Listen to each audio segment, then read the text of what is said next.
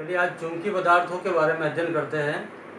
चुंबकीय पदार्थ तीन प्रकार के होते हैं, प्रतिचुंबकी, अनुचुंबकी और लोह चुंबकी के बारे में। और एक नंबर की डेफिनेशन या कभी इनके एग्जाम्पल उदाहरण एग्जाम में आते ही आते हैं। सिंपल सी डेफिनेशन आती है या कभी कभार उदाहरण के बारे में भी इनके बारे में पूछा जाता है। कौन कौन से हो गए? प्रतिचुंबकी पदार्थ, अनुचुंबकी पदार्थ और लोह चुंबकी पदार्थ। प्रतिचुंबकी, अनुचुंबकी और लोह चुंबकी। तो नाम से पता लग रहा है प्रतिचुंबकी का मतलब प्रतिकर्षण की स्थिति आती है। तो वे पदार्थ जो बाहरी चुंबकीय क्षेत्र में क्या होते हैं? प्रतिकर्षित होते हैं। बल या फोर्स कैसा लगेगा? अधिक से कम की ओर लगेगा। तो वे पदार्थ जो चुंबकीय क्षेत्र में प्रतिकर्षित होते हो, प्रतिचुंबकी, नाम से पता लग रहा है प्रतिकर्षण हो रहा है, दूर दूर जा रहे हैं। तो बाहरी चुंबकीय क्षेत्र में जो प्रतिकर्षित होते हो और जिन पर बल किधर लगता है? अधिक से कम की ओर।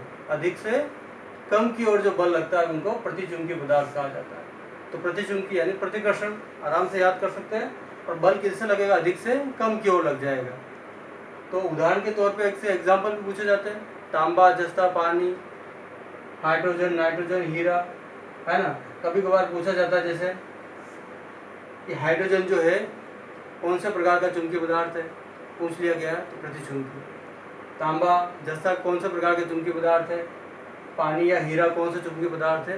तो प्रश्न इस ऐसे भी पूछे जाता है। कई बार परिभाषा पूछी जाती है, प्रतिचुंबकीय पदार्थ कैसे कहते हैं, दो उदाहरण दीजिए।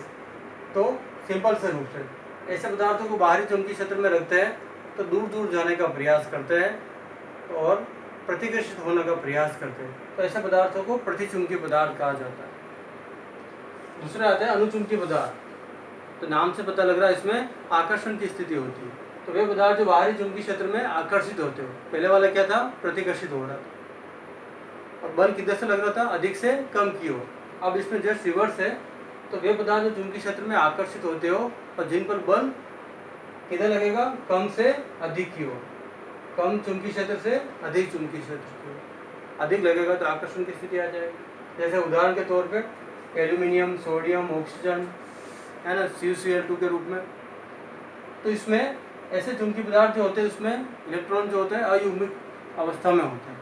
जैसे बाहरी चुंबकीय क्षेत्र में रखेंगे वो एक रेखा के रूप में युग्मित हो जाएगा और इन पर बल जो लगेगा वो कम से अधिक की ओर लगने लगेगा। बल रेखाएं जो प्रतिचुंबकी में अलग अलग जा रही थी वो आकर्षण की स्थिति में पास पास आ जाती है। तो वे पदार्थ जो चुंबकीय क्षेत्र में आकर्षित होते हो, जिन पर बल कम से अधिक चुंबकीय क्षेत्र की ओर लगता हो, उन्हें अनुचुंबकीय पदार्थ कहा जाता है।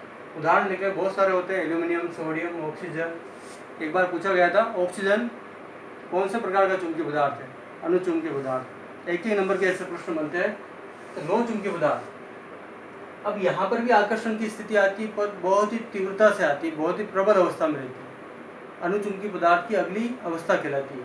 तो वे पदार्थ जो चुंबकीय क्षेत्र में प्रबल रूप से या तीव्र रूप से आकर्षित होते हैं। जैसे लोहा है वो चुंबक के पास तीव्र रूप से आकर्षित होगा।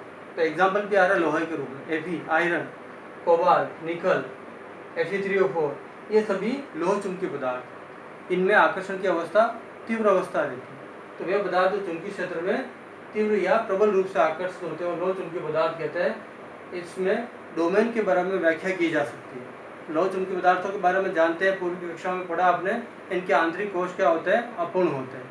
आंतरिक कोश के इलेक्ट्रॉन मुक्त इलेक्ट्रॉन को विपरीत चक्रण के लिए बाध्य करते हैं और इस प्रक्रिया में प्रभावी कोश बन जाते हैं जिनको डोमेन कहा जाता है। आंतरिक कोश के इलेक्ट्रॉन विपरीत चक्रण के लिए मुक्त इलेक्ट्रॉन को बाध्य करेंगे और इस प्रक्रिया में प्रभावी कोश बन जाते हैं लोह चुंबकीय पदार्थों में जिनको डोमेन कहा जाता है। तो इनकी व्याख्या में एक्सप्लेनेशन में थोड़ा अध्ययन कर सकते हैं।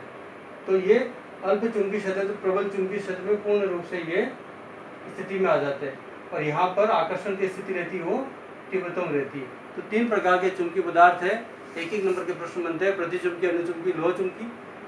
जो चुंबकीय क्षेत्र में प्रतिकर्षित होते हो, बल अधिक से कम की हो, इस प्रकार की बल रेखाएं बन सकती है। जो चुंबकीय क्षेत्र में आकर्षित होते हो जिन पर बल कम से अधिक की हो।